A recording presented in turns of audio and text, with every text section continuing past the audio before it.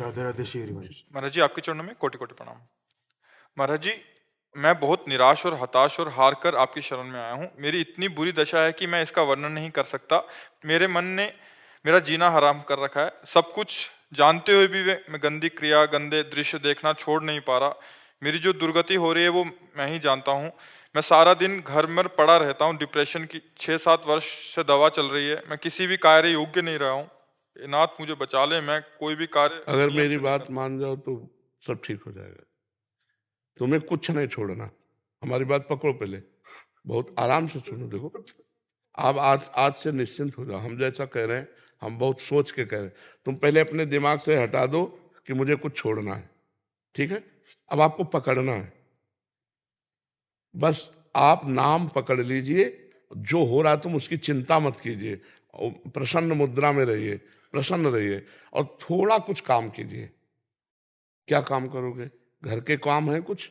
थोड़े बहुत नहीं, घर में कृषक किसानी होती है? नहीं। नहीं होती। क्या होता है घर में? कैसे चलता है? वैसे सब नौकरी करते हैं तो मैं पढ़ाई कर लेता हूँ सब बस। नहीं, कुछ काम करो। वो मतलब कार्यरत रहो। गाय भैंस कुछ है? कुछ काम करो। बस मैं आपका दोस्त बनना चाहता हूँ गुरुदेव। है? दोस्त बनना चाहता हूँ मैं आपका। हाँ, पहली बात तो यह कि तुम गलत हो, ये हटाओ दिमाग से। हम जो कह रहे हैं मानो इसे आज से दिमाग से हटा दो, क्योंकि ये सोच जो है ना, ये आपको गिराती चली जाएगी। आज हम आपको कह रहे हैं, हम आपका हाथ पकड़ रहे हैं, आप निश्चिंत रहो। आप पहली बात ये छोड़ो कि आप गलत हैं, ठीक है? दूसरी, आप कभी गलत हो ही नहीं सकते। आप भगवान के अंश है। ये अंतःकरण गलत है, ये मन गलत हो गया है, तो इसको दंड भोगने दो। तुम चिंता मत करो। पहली बात तो तुम भगवान के अविनाशी अंश हो, चेतन, अमल, सहज सुख राशि। अमल का मतलब होता है निर्विकार। तुम्हें कभी कोई विकार आ ही नहीं सकता।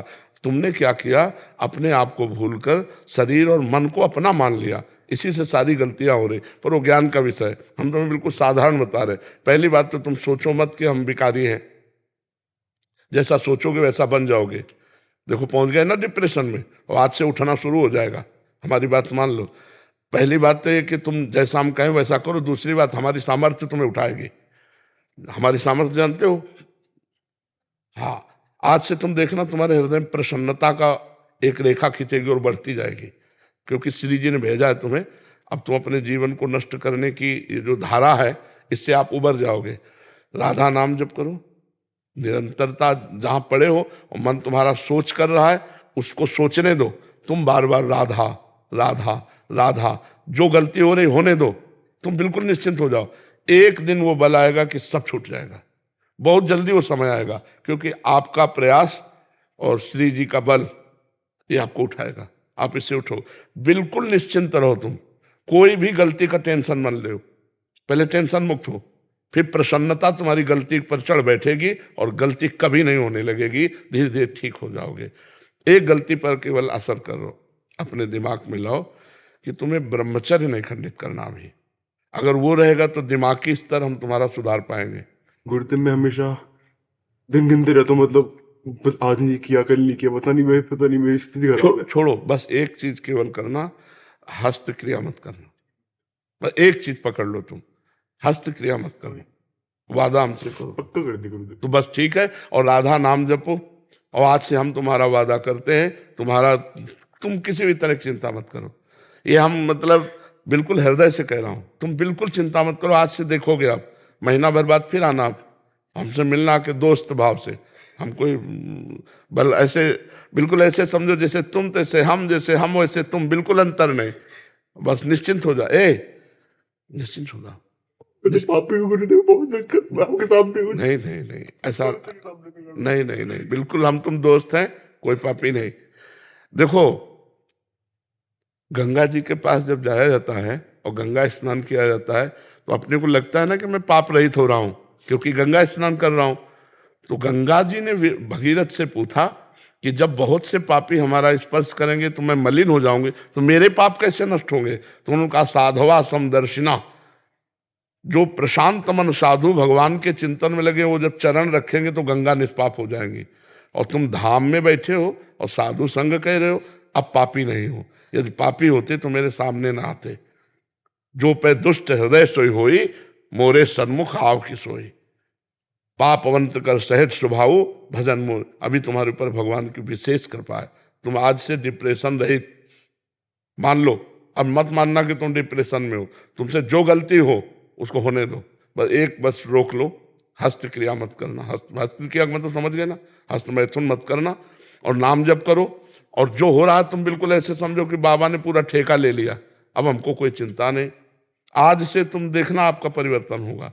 और पर कोई काम करो, 2-4 घंटे का काम करो, कोई भी काम करो, कोई ना कोई काम ढूंढो, जैसा मन आवे, पर आप काम करो, आप घर में पड़े नहीं रहोगे। महाराज जी कहीं ऑफिस आदि में भी कर सकते हैं? कहीं भी काम करो, बैठे मत करो, मन को समय मत दो।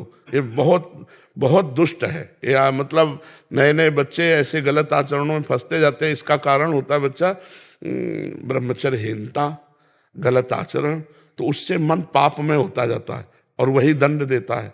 और अगर हम देखो भजन करें, भगवान के कहे के अनुसार चले, तो यही मन प्रसन्न हो जाता है, यही मन आनंद देता है। ये इतना बच्चा गलत है मन की, अगर ज्यादा गलती में आ जाए तो तुमको सिखाने लगेगा कि ये सिखाने कि कब तक झेलोगे। यही मन सिखाता है। इसी दुष्ट मन को ठीक करने के लिए अध्यात्म है, और जब ये ठीक हो जाता है तो बच्चा चाहे जितना कष्ट हो आनंद बना रहता है, एकदम आनंद। हमारी तुम्हारी दोस्ती पक्की, और आज से तुम बिल्कुल आनंदित रहो, ठीक है। अब अगली बार जब आना ना, तो आप बताना कि आपका मन कैसा है, ठीक है। हमारे पास इंजेक्शन है, तुम जाओ, ये ठीक हो जाएगा। हाँ, समस्त सृष्टि का मन श्री कृष्ण है, और श्री कृष्ण का मन किशोरी जी है, और किशोरी जी की शरण में हम है, चिंता मत कर। राधा राधा रटते रहना, ठीक है। आप प्रश्न इसको एक श्री जी का प्रसादी चुनरी लाओ, इसको दे प्रसादी, बरसाने की श्री जी की चुनरी का एक प्रसादी। मस्त रहे यार, हमारी जिंदगी ही जगत के लिए है, मस्त रहे। I love you Gurudev, I love you. अब ये तो हम नहीं बोल सकते। इसको अपने सिराने रख लेना बच्चा ना। सिराने का मतलब समझते हो? सिराने का मतलब होता है जैसे तकिया रखी होती है, ऐसे रखना। ये सिर है ना, तो सिराने ऐसे रख लेना, ठीक है। और हर समय इसको देखना मानो हम ही हैं तुम्हारे पास, आनंदित रहो।